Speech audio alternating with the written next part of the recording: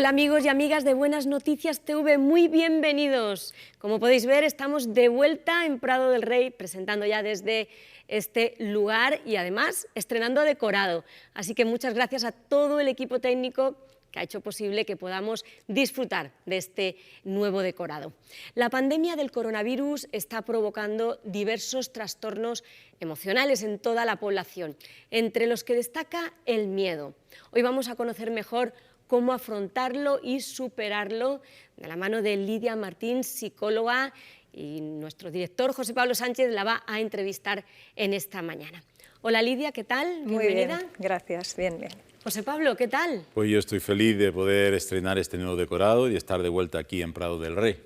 Lidia, además de psicóloga, eres escritora y conferenciante, y yo tengo aquí en mis manos tu primer libro, Primeros Auxilios Psicológicos.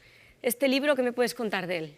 Pues ese libro tiene algunos años y cuando se escribió no nos podíamos imaginar en la que íbamos a estar hoy. Se escribió pensando en emergencias, en catástrofes, todo lo que se vivió del 11M, pues fue muy útil este libro en ese entonces, pero ahora nos toca aplicarnos de nuevo muchos de los principios que hay ahí para poder ayudar a otros, siendo los primeros que nos encontramos a veces con la situación. Estupendo, pues ahora te escuchamos. Pues si te parece, Lidia, nos sentamos y vamos hablando acerca de el miedo. La verdad es que la pandemia no solamente ha creado una crisis económica y una crisis sanitaria, también está afectando mucho a las emociones, ¿no es así? Está viendo un poco de todo. Hay mucha gente que sí que se está viendo afectada, por primera vez además, lo cual eso es como mucho más sorprendente, mucho más descolocante, ¿no? Pero también hay gente que se está recolocando después de pasar por esto, ¿no? Gente que ya sufría de altibajos en su ánimo o que tenía problemas de ansiedad y que lo están ponderando, lo están recalibrando de alguna manera. Está habiendo sobre todo reacciones de mucho estrés, porque eso es verdad que el confinamiento lo ha acentuado mucho, la incertidumbre es lo que trae ansiedad, y esa sensación de indefensión, de no saber muy bien qué es lo que uno puede hacer para mejorar la situación, pues es lo que a veces trae bajos estados de ánimo, por no hablar de todos los duelos que se están viviendo en medio de esto, ¿no? Bueno, hablaremos de los duelos en otro programa, pero lo cierto es que la gente tiene miedo pues a contagiarse, miedo a transmitir el contagio a familiares, miedo a perder el trabajo, es decir, son miedos que hasta cierto punto son lógicos, ¿no te parece? Claro. A ver, realmente el miedo no es un problema. Yo voy a hacer una diferenciación entre miedo y ansiedad. Cuando nosotros tenemos una reacción ante un peligro que es real, ese miedo nos ayuda a prepararnos, a decidir cuál va a ser la respuesta, a salir corriendo si es un perro con la boca abierta que viene a mordernos. O sea, ese miedo es funcional, que diríamos los psicólogos, ¿no? Lo que no es tan funcional es la ansiedad. ¿Por qué? Porque es un miedo que se ha salido del tiesto, por decirlo de manera llana, ¿no? Es un miedo que se nos escapa de las manos, que ya no obedece a la racionalidad, sino que obedece simplemente al impulso emocional de pretender a veces el riesgo cero, cosa que no existe, ya nos hemos dado cuenta de que eso no existe, es con lo que estamos teniendo que empezar a convivir y eso no nos gusta. Nos ha encantado esa idea de que podíamos estar estables y estarlo para siempre, valga la repetición, y esto nos ha traído la obligación de reconducir eso, ¿no? Conozco a algunas personas que ya me han dicho que no piensan salir de casa hasta que no haya una vacuna, ¿no? Y a mí me da la sensación que ahí hay ya un problema, ¿no? Es decir, Claro. Es como un miedo irracional, ¿no? ¿Qué podrías decirle a estas personas? Sí, yo no, desde luego no les recomiendo que se queden en casa hasta que salga la vacuna. Veo dos extremos, como en casi todo, ¿no? Y luego está donde nos recolocamos nosotros dentro de esos dos extremos. Tenemos gente, por una parte, que son los sin ley, que les da exactamente igual que haya un coronavirus o no, les da igual utilizar o no medidas de seguridad, saldrán a la calle siempre haciendo un poco lo que quieran. No es a estos a los que queremos parecernos, no tienen miedo en un sentido, pero ese miedo funcional del que hablábamos antes sería muy importante que lo tuvieran, por su bien y por el nuestro. En el otro extremo están los que hemos mencionado también, los que necesitan probabilidad matemática de riesgo cero. Eso tampoco es bueno. Y estos que tú me comentabas, ¿no?, de que no saldrán hasta que no tengan la vacuna, quieren estar en ese punto de riesgo cero, pero yo creo que ahora nosotros tenemos que decidir hacia cuál de los dos extremos nos vamos a orientar, ¿no? Yo creo que ahora lo que toca es ser muy sensatos, toca ser prudentes, toca fijarse en los datos, no tanto en lo que hacen los demás, que ese creo que es un gran error porque muchos no lo están haciendo bien, pero sí mirar qué es lo que nos dicen los datos cada día. muchas veces los datos son contradictorios, pero pues en función de los repuntes, en función de cómo está el sistema sanitario, podemos permitirnos salir de determinadas formas en ciertos contextos para ciertos usos. Entonces, una de las cosas que hacemos cuando tenemos ansiedad es que empezamos a hacer cosas raras. Cuanta más raras son las cosas que hacemos, más cerca estamos del polo de la ansiedad. Empezamos a hacer cosas que antes no hacíamos, dejamos de hacer las que son normales. Entonces, ¿de qué se trata ahora? De actuar dentro de esta nueva normalidad en función a los datos, pero desde luego ni siendo un sin ley, ni siendo tampoco de los que buscan riesgo cero. Vamos, mantener un equilibrio. Ahí ¿no? está, es lo más difícil. Claro, efectivamente. Es el objetivo. Pero ese es el objetivo. Pues Lidia, por las redes sociales nos ha llegado también una pregunta que ahora Beni te va a trasladar. Pues sí, hay una amiga que a través del Facebook le pide a Lidia un consejo para quien ya padecía antes de la pandemia depresión o ansiedad. Lidia, ¿qué te parece? Pues efectivamente ese es el caso de mucha gente. Algunos de ellos iban ya a consulta, estaban recibiendo ayuda terapéutica. Es un buen momento para empezar a aplicar todo lo que significa esto, ¿no? Todo lo que estaban ya aprendiendo. Porque a veces en las consultas lo que notamos los terapeutas es que se aprenden las cosas muy a nivel teórico, pero a la gente a veces le cuesta llevárselo al plano práctico y de poco sirve ir al profesional si luego verdaderamente no lo aplicamos. Ahora, aún así sí quiero insistir mucho en que no tenemos que dar por hecho necesariamente que esto nos va a hacer ir a peor. Como digo, la pandemia está sirviéndole a mucha gente para precisamente dejar atrás esos miedos irracionales.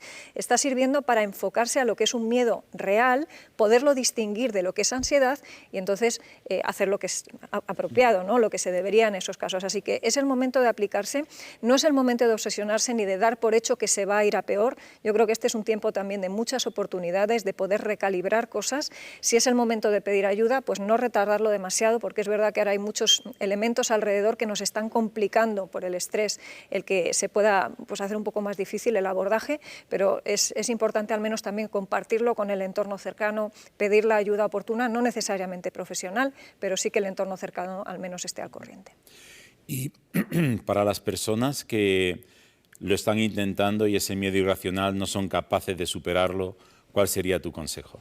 Yo creo que es importante que nos recordemos que porque tenemos miedo, un miedo respetuoso, digamos, a la enfermedad y al contagiarnos, usamos mascarillas, por ejemplo, nos lavamos las manos constantemente, mantenemos distancias de seguridad, pero porque no queremos ansiedad es que no debemos quedarnos en casa esperando a que ese riesgo cero llegue. Es decir, parece un trabalenguas lo que estoy diciendo, pero precisamente esta es la clave, ¿no? Esa diferencia entre miedo y ansiedad. De manera que parece paradójico, pero para eliminar ansiedad o para prevenirla me tengo que enfrentar a la vida cotidiana. Tengo que salir a la calle, hacerlo por supuesto por ese miedo del que hemos hablado con todas las medidas de seguridad, pero quedarnos en casa lo que va a hacer es precisamente que nos sensibilicemos a cosas que son normales. Yo estos días atrás hablaba con personas que no estaban ni siquiera bajando a tirar la basura y que luego, pues unos cuantos días después de lucha, cuando finalmente se han atrevido a hacerlo, me han dicho, he podido bajar, me he sentido genial haciéndolo, se me ha quitado la ansiedad. La ansiedad solo la tenían imaginándose la situación, pero no realmente en el momento de bajar la basura, por ejemplo. Claro, ¿no? claro, qué interesante. Sabemos que ser cristiano y tener fe en Jesús no te vacuna contra el coronavirus, ¿no? De hecho, yo soy cristiano y lo he pasado, pero ¿hasta qué punto la fe en Jesús sí es una herramienta o te ayuda a poder luchar con toda esta situación? Sí, a mucha gente le sorprenderá escuchar a una psicóloga hablando de fe. Yo siempre digo que soy mujer de ciencia, pero soy mujer de fe también, ¿no? Y en este caso pues hablo ahora como cristiana. Desde luego vacunados no estamos, yo no lo he pasado, tengo miedo como todo el mundo, procuro no llegar al plano de la ansiedad, pero sí que reconozco que la fe para mí es un plus ahora mismo impagable, siempre lo es en un sentido, ¿no? El cristiano es cristiano porque sabe que no puede salvarse a sí mismo, a nivel eterno es que uno piensa, ¿no?, en la idea de salvador, es a lo que estamos más acostumbrados cuando pensamos en religión, pero cuando yo pienso, por ejemplo, en mi día a día cotidiano, a mí me da muchísima tranquilidad también saber a quién puedo apelar, poder no depender solo de mis fuerzas, poder pedir oportuno socorro cuando en un momento dado lo necesito, saber que hay un Dios que me ama, aunque no entiendo por qué permite esto, efectivamente, pero sé que me ama, saber eso a mí me resulta absolutamente relevante, y saber que es alguien además que controla mis circunstancias me da una tranquilidad que sé que no tengo, esa no me la proporciona la psicología, ¿no? Entonces por eso para mí es inevitable hablar siempre desde los dos planos. Bueno, he leído algunos de tus blogs donde hablas acerca de este tema y animo también a nuestra audiencia a que acuda a internet y los pueda leer, seguro les será de ayuda, ¿no? Una de las cosas que encontramos que Jesucristo dijo varias veces es: no tengáis miedo. ¿Cuál es la alternativa? Bueno, para mí la alternativa en esos textos siempre es que Jesús estaba allí. Si Jesús estaba allí, entonces había razones para no tener miedo, aunque todo en las circunstancias hablaba de que era lo que tocaba, ¿no? Y no solo miedo, sino incluso pánico.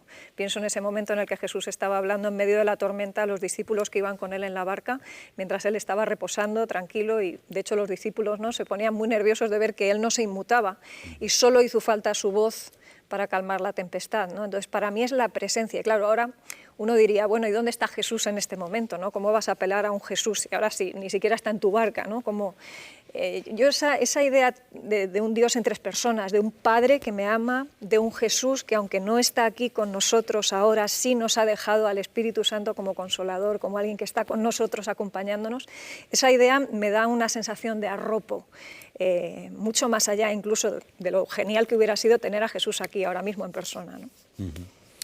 Bueno, seguro que hay muchos pasajes de la palabra de Dios que a ti te han sido y te son de bendición. Pensando en un texto que pudiera ser de ayuda en cuanto al tema del miedo, ¿qué texto nos Sí, es mi leer? texto favorito. Lo que pasa es que además en este momento es especialmente oportuno, creo, y a mí me está ayudando también a mantener mi cabeza centrada, ¿no? Sobre todo porque hay momentos en los que uno puede perder perspectiva. Es un texto en Jeremías 29:11, que en una versión un poquito parafraseada dice: yo sé los planes que tengo acerca de ti, dice el Señor, planes de bien y no de mal, para darte un futuro y una esperanza. Yo creo que es de las cosas que ahora mismo más nos reconcilia con la idea de vivir, el tener una esperanza, el dirigirnos a alguna parte y sobre todo esa idea de tener un Dios que nos ama. Hay un futuro, hay una esperanza y debemos de confiar, mirar hacia el futuro, sabiendo que es así, y sobre todo si lo hacemos de la mano de Jesús, mucho mejor, ¿no? Muchas gracias, Lidia, por acompañarnos. Un placer. Muchas gracias, Lidia, ha sido muy interesante. Antes de marcharnos, queremos animarte a leer la Biblia. Por eso las iglesias evangélicas quieren regalarte un Nuevo Testamento si todavía no lo tienes. La segunda parte de la Biblia que nos llega gracias a la Sociedad Bíblica.